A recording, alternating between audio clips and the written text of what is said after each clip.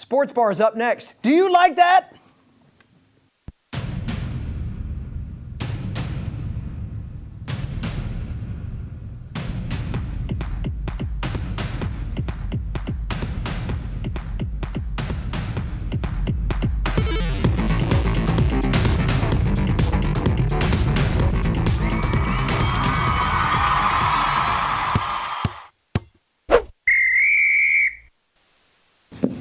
Hello and welcome into the Sports Bar. I am not Kirk Cousins, rather David Jackson. We have the full crew here today to talk all things football and plenty more. The start of the NBA season just around the corner. A full gamut of sports today with the panelists. Welcome everybody. We'll start first on the football front. Thursday night, big game at the Rock. Appalachian not only wins the ball game against an arch rival, but also garners some national attention in the process. First time in 8 years now that Appalachian's receiving votes in the AP Top 25. For a second, I thought you were talking about the ambulance. I was like, wrong publicity. On a different website. Yeah, all right? exactly. Yeah. No, I'm a huge fan of Thursday night football games, first of all. Yeah, I was like absolutely. hoping it was going to be as good as it ended up, and now I want all of our games played on Yeah, Thursday Thursday night. nights are pretty sweet, but yeah, it's nice to get some top 25 recognition too, get some votes for that, because I think, when you look at how this team has played and really dominated teams, and then that really puts the Clemson loss in perspective. Mm-hmm. And now you see Clemson has moved up to third in the nation. Right. So I Yeah. mean, it makes sense that we're starting to get these votes with the lopsided victories that we've had. Yeah, certainly the Clemson loss doesn't look so bad, and I know there's been some controversy, at least on campus, about the games on Thursday, things of that nature. But in my opinion, if you can have that spotlight on you and that be there was two other games of, I guess, national, notability or notoriety, but if you can have that game and that stage by yourself, I would have a Thursday game every single week. Well, the turnout was incredible. Exactly. I mean, I felt like more students there Yeah. throughout the entire Almost game 9,000. Yep. Yeah. than any other game. I mean, you felt That's half stands of were the packed. student population. Yeah. Yep. The stands were packed through almost the entire game, which we don't usually see. So we were looking for a while back how to get people to stay in the stands. There you go. Have them on a weekday. And packed during a kind of lopsided game. I mean, it was a very lopsided game after the first quarter. So, I mean, typically people will start trailing out like, this game's over. But a lot of people stayed. People are willing to stick around to watch us grind. Yeah.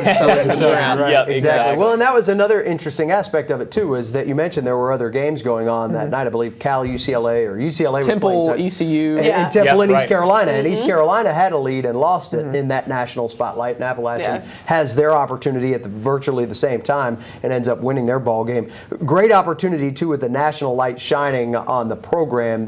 Defensive effort against a Georgia Southern team that is not easy to stop was phenomenal. And that, I think, probably got in the mind of pollsters more than anything else was, here's a really, really good offense that they were able to neutralize right in their tracks. Yeah, oh no, it definitely went from we have a really strong defense. We have a team of guys who know what they're doing too.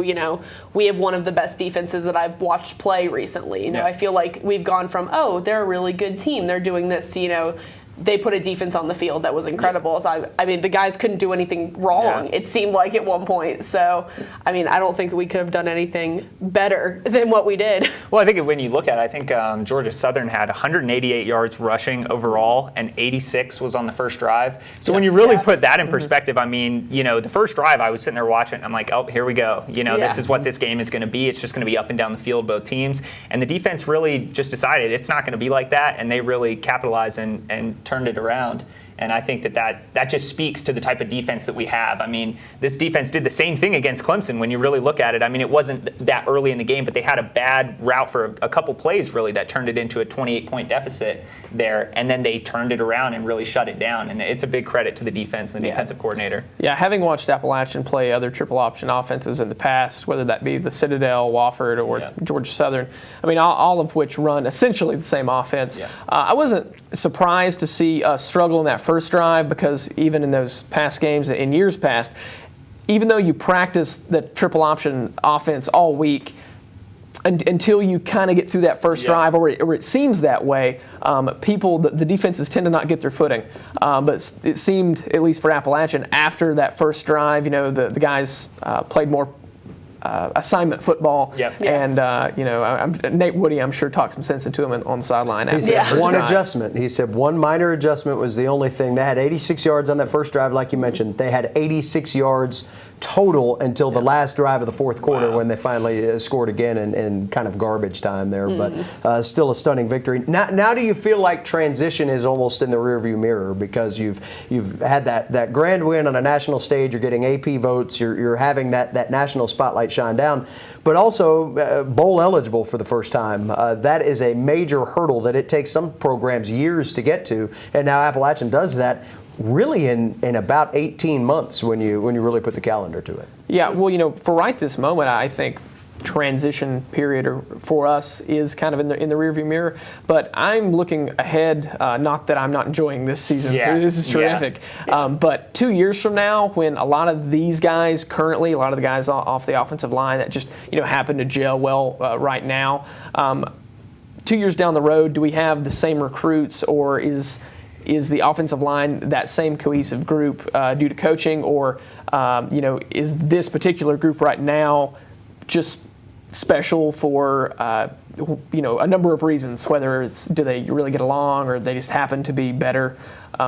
So I'm kind of looking to that next wave in a couple years to tell if we've really kind of arrived, or are we just having a few good seasons here. I mean, there's a lot to do off the field now, I think, that the team needs to focus on, because clearly on the field, everything is kind of going right. They seem to have gelled and gotten through that period of, can we really prove to be the team everyone thinks we're going to be? And I think now it's time to turn the focus a little bit, at least by the coaching staff and such, and the recruiting staff too. Can we pull in these players that are going to keep the program where it is now? I think that's a focus that it's like, we're enjoying the season and I'm going to enjoy watching it till the end, but at the same time you have to think about, now's the time to pull in those top recruits from high schools and stuff around the nation that are now getting to see us in the national spotlight. And keep pushing the program forward while we have this momentum. Right. You got to use it to your I think advantage. of Troy, for instance, who has been very dominant in the past in the Sun Belt. I mean, statistically speaking, they are the most storied Sun Belt program. Right. But where are they right now? They did get a win this past weekend. And it's cyclical, and it all goes back. It's not only winning on the field, but it's winning off the field. When I say that, I mean facility enhancements, making sure that the right coaches are coaching players at the right times, recruiting, and making sure you're not missing on recruits. Yep. And certainly you can look back at the stumbling block that Appalachian went through, and a lot of people have put that under the microscope and say how much of that was about transition, how much of that was missing on some recruits, how much was a combination of both. So one thing fuels the other, but if any one of those cars gets wobbly, the whole thing can fall off the tracks. And Troy's a prime example. That's the winningest championship program in Sun Belt history. And last year they were a shell of their former selves. Now starting to maybe get some traction under Neil Brown, who's been there at least at Troy and understands that pedigree. But it's not always easy when you've got one spoke on the wheel that's sticking out. It tends to make the whole thing kind of roll sideways. And there are so many programs that can be the poster child for that example. Yeah. I think the nice thing about it, though, is that, this team, they returned 22 starters. I mean, we've talked about that all year, but a lot of these guys are going to be here again next year. And so it gives you some time. And I mean, you talk about Taylor Lamb as a true sophomore. He's going to be here for a few years. It's just, yes, you got to keep the recruiting going, but I don't see this as something that we have to worry that next year it's just going to taper off. If it tapers off, like the production that we've had, something's going on morale-based if something like that happens, because the lineups are going to be very similar. Yeah, well, and touching on Taylor Lamb, I think that he says there's something special about this program in general. I think he's turned what everyone was kind of like, okay, who is this guy? Where is he coming from? That kind of thing. And he's turned it into being phenomenal on the field all the time. He's had his moments where he's struggling, but I mean, overall has really done a fantastic job. And if we get 2 more years of that, I mean, he could be... I don't even know what level he could possibly reach, but I mean, it would be quite incredible if he keeps to improve at the rate that he's been improving. Yeah, and then taking a look at Taylor Lamb in this game against Georgia Southern, take away, I guess, the 5 throwaways or whatever, he was 14 for 15. Yeah. And in my opinion, a good decision throwing the ball away shouldn't go down in the box score as being an incomplete pass. No. Against a good secondary, too. I mean, let's say. Yeah, I mean, that was they the best Appalachian's deep ball's been defended all year. Yeah. Absolutely. And they have like 11 or 12 interceptions on the year as a defense. So, I mean, this isn't just some team they pushed around. And but the reason for that is because all the teams up until our game have been playing from behind, behind. So they have to throw the ball, every down to keep track. Appalachian and Troy this weekend, family weekend, probably a tamer crowd, I would think, for lots of You'd reasons. think. Who knows? Maybe. It depends. Depends on the kind of relationship that you have with your parents. But we'll see how that all transpires out at the Rock. Other college football notes, in honor of the colors on your shirt, Alabama just keeps getting it done. And is Tennessee the team that just can't get out of their own way? I mean, they could have 4 wins now. I know. Yeah. 4 wins. Instead, they're 4 just absolutely heartbreaking losses for Vols fans who don't need any help. I mean, they jump off the cliff at the mirror. No, you have a loss. You lose like this, and that really sets the Vol Nation back. No, they're kind of the poster child for, they're losing to themselves at this point. I mean, and it's hard because I feel like that's not a bad program. There's not one thing I feel like I can put my finger on and say, here's the issue, here's what's causing it. It's just kind of every game something happens and the wheels come off at the wrong time. I feel like it's one of those things, though, that some teams have just bought into winning. And I think that that's what separates the teams like Alabama from Tennessee, because the recruiting bases are not that different from where they pull talent from. It's just a matter of the fact that when Tennessee gets into situations where they're like, okay, this is the decider for the game here, they don't believe they can do it right now. I mean, when you start stringing together those losses, maybe they think they can, but they get into these situations and they start to crumble. Whereas Alabama has been here. Nick Saban has got them bought into the fact that we are a top program in the country and we're going to go out there and we're going to beat every team we play. So when they do lose, it's this massive upset. Whereas when Tennessee loses, it's kind of like, I mean, I can see it. Got to make winning plays at winning time. Yeah, And exactly. if Tennessee keeps this up, the saying or the term Clemsoning is going to fade away to the I just pulled a Tennessee. We just pulled the Tennessee. And if I'm a fan of Tennessee, pretty disheartened because on the one hand I'm probably still coming to the games following the season because I look on the field and I'm like, we're talented. At most positions we have the talent to stay in ball games against some of the best teams in the country, but they're not getting it done. Are you willing to go for the heartbreak factor? Yeah, exactly. And this was a team that was picked up at the top of the SEC East, and it's a division that's begging for a front runner. Oh, yeah. Absolutely begging for it. Yeah.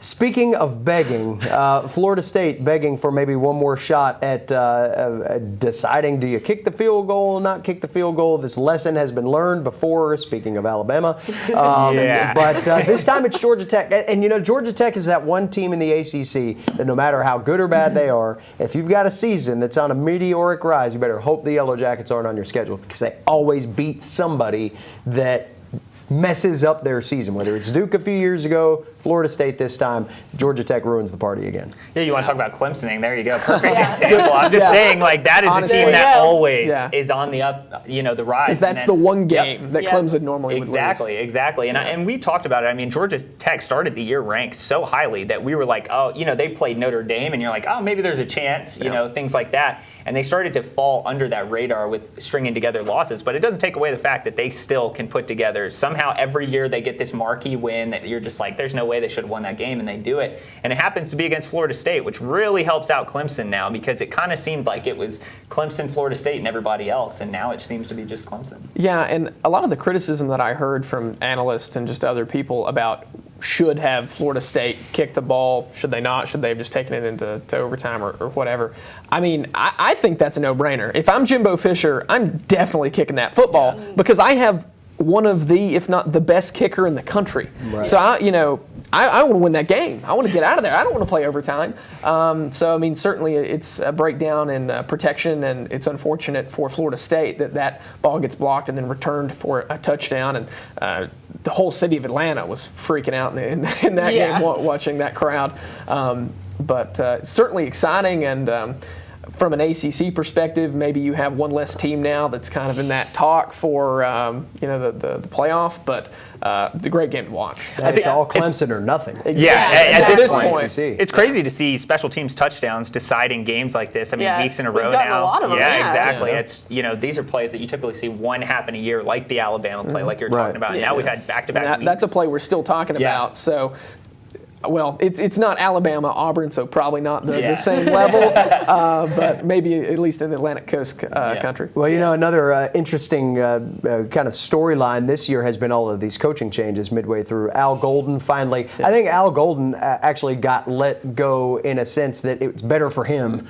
rather than better for Miami, because this was a no-win situation. A guy that was, and it's unfair in a sense, or at least my take on it is, here's a guy that you brought in to resurrect a program that was decimated by NCAA penalty. Yep. You have to live under that shadow in a very tough place to get back to the good graces. And all he's done was start the year with a few wins and kind of trying to get the ball rolling and constant pressure the whole way through. I don't know if Miami is realistic at where its program can be right now because of the Shapiro cloud still hanging over them. Yeah, I think Miami has this idea that they need to be, that changing a coach or something is going to take them from here to up here immediately. I think that they're not thinking, oh, we need to work our way back up again. We need to work with what we've got and take it a bit at a time. I think that they're expecting a lot. When you have the right history away. they have, though, they were one of the most dominant programs in college The history. Rock played there. The Rock. There you go. I mean, among others. What more do you need? Yeah, Exactly. But they were one of the most Rock dominant and some other programs, people. and people don't seem to forget that. I mean,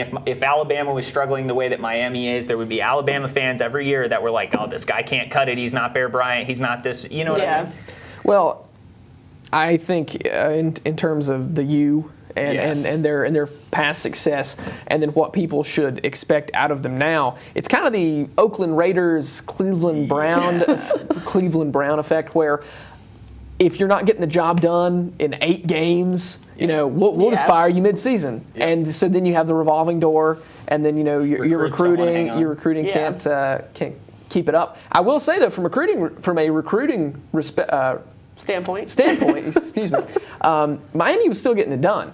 So a lot of people looked at that and said, well, Al Golden has talent, we're just not producing. But at the same time, who really knows if they have talent? Yeah. Like who's grading these players? And also, a lot of those players come from the South Florida area, which is normally known as a talent farm. Mm-hmm. But who's to say some of that area isn't, I guess, kind of overrated because of the people rating in that area? Well, I tell you, that venue was the house to 2 incredible blowouts over the course of the weekend because the Miami Dolphins got into the same place and just absolutely dropped the hammer. Ryan Tannehill set an NFL record for consecutive completions. Game ended up getting a little closer late, but the Dolphins? Yeah, Dan Campbell. Why? I give him all the credit in the world because I was not sure when he came. I mean, he said some crazy things when he first got the interim coaching position, and I was kind of like, okay, it's the Dolphins. Well, how much are you really expecting to do this quickly? And I mean, he seems like he can do no wrong at this point. So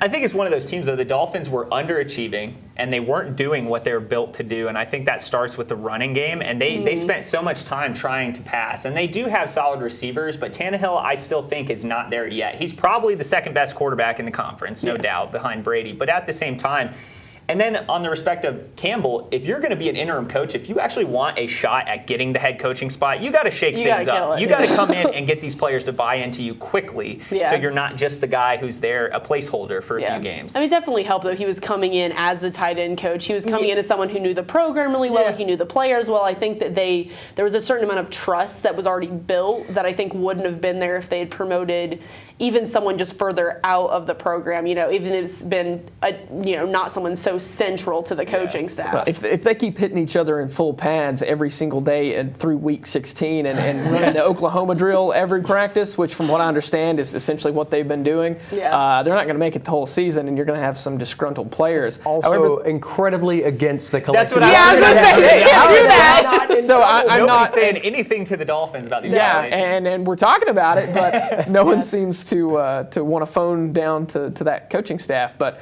I totally agree with you. I mean, you have to shake things up to stand apart and actually be a real contender for any of those jobs, even if you're not winning ball games. If you're just showing improvement, or you just have the will and the drive to change things. I definitely think they found some improvement. Yeah. Maybe just a little bit. And it helps he's a kind of a polar opposite of Philbin, who was kind of that stoic, he's never excited, never that upset. And so you get Campbell, who's like all over the emotional train there. And, you definitely see where he's feeling on the sidelines. You know what he's thinking. Yeah, and he's got the players riding high as a result of that because they've played well. So if the Eagles and Panthers were going to have the Oklahoma drill against each other, I'd take Mike Tolbert and just take it to the house yesterday, because the Panthers were able to dominate early, held on there in the third quarter when things started to get a little shaky. But overall, was this the win that makes the nation now buy into the Panthers at 6-0? It definitely was. And honestly, I felt like the most impressive statistic from that entire game was the fact that there were 3 interceptions thrown by Cam Newton.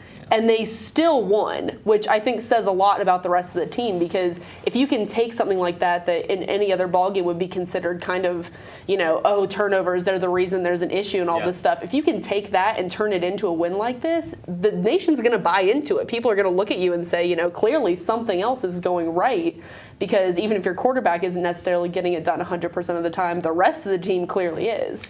I think the Seattle win, not to go back, but at the same time, I think the Seattle win is still the win that says this is a team to beat. I think Seattle, yes, they're struggling right now, but Seattle is the best team they've played on that schedule, and to win the way they did. But it is a great win for them, and I'm so impressed with Cam Newton to somehow keep figuring out. He did throw picks, absolutely, but he's really only got Greg Olsen out there as far as receivers go, and this offense. He made Ted Ginn look like an all-pro.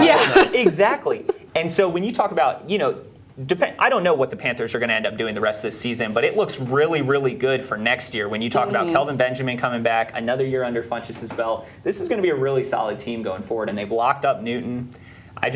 I'm a believer now. I wasn't, but now I am. Yeah, so. no, I'm expecting hope. I mean, it's early to say, but I could see a very strong showing in the playoffs, and I could see them doing very well this year, and then next year coming back and being that team that's, maybe not like repeat Super Bowl champions or anything like that, but I could see them doing strong this year and then coming in next year with, like you said, a lot of experience, guys coming back, and then starting off a phenomenal season like the Patriots are doing right now. The resident Panthers fan is quiet. Why is there's a lot of praise coming from this side of the haven't been able to get a table. word edgewise. No, I'm looking forward to the Green Bay game, personally, because I totally agree with you. I think the Seattle game says more than the Philadelphia game does, if for no other reason, because this game was at home and you had less people to really prepare for, in my opinion, facing Philadelphia's offense, because Bradford seemingly only throws to his running backs. Am I missing something here? Or the other team. I mean, one of the two. Captain check down. Exactly. So I think the Green Bay game will be a better game to really gauge. Not the Colts game?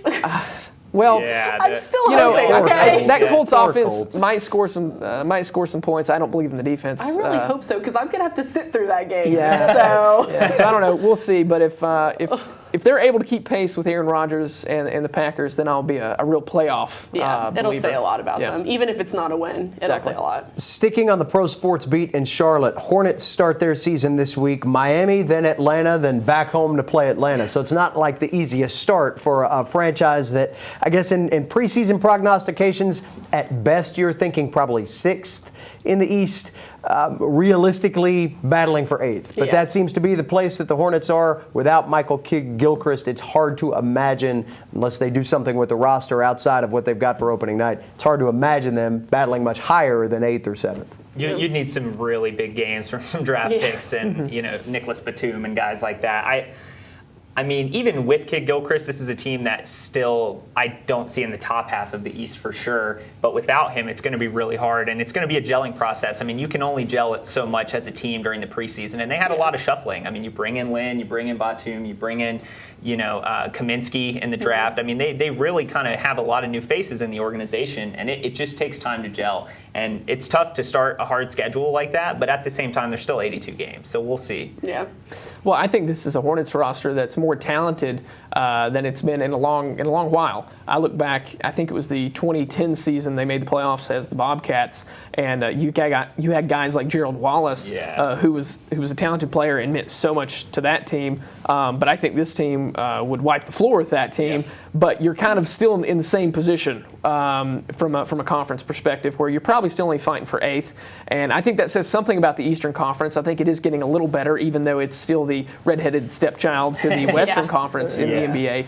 I think the Eastern Conference is making waves, and I really like Nick Batum and even Jeremy Lin, because I think Lin might end up taking the point guard role from Walker, and Walker just always play at the 2 guard because I think them two playing together, and particularly Lynn being the more distributive kind of player, I think him as the true point works better. It's interesting too. Like you look at the talent level, and certainly I don't think Charlotte, if you want to borrow football recruiting terms, I don't think Charlotte has a 5-star recruit. Yeah. They have a lot more threes than they used to, though. This used to be kind of the 2-star haven, but they've got, like you say, the talent is better, but is it better enough, or is it good enough to move the needle? Yeah, well, I don't think anyone's saying, this is Charlotte's year. Like, I don't think anyone is even remotely thinking year that. to do what? It's their year to prove that they belong to, the that NBA. they can earn their spot. That's kind of where It it needs is. to be a bounce back year for them, Yeah. though, because, I mean, they made the playoffs 2 years ago, and then,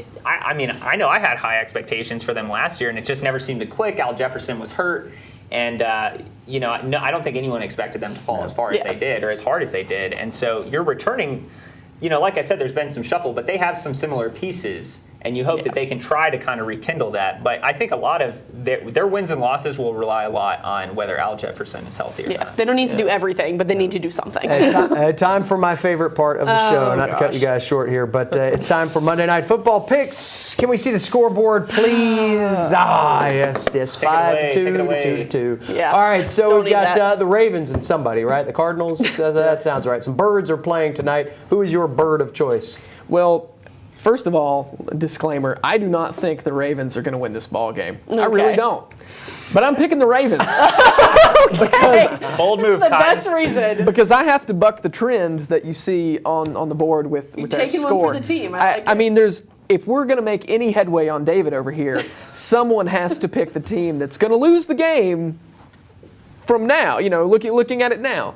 But They never lose. But if he was the only one to pick him, and something miraculous. so I don't know. All right, what you got? Chris? Cardinals, Carson Palmer, I picked that over Joe Flacco all day. Yeah.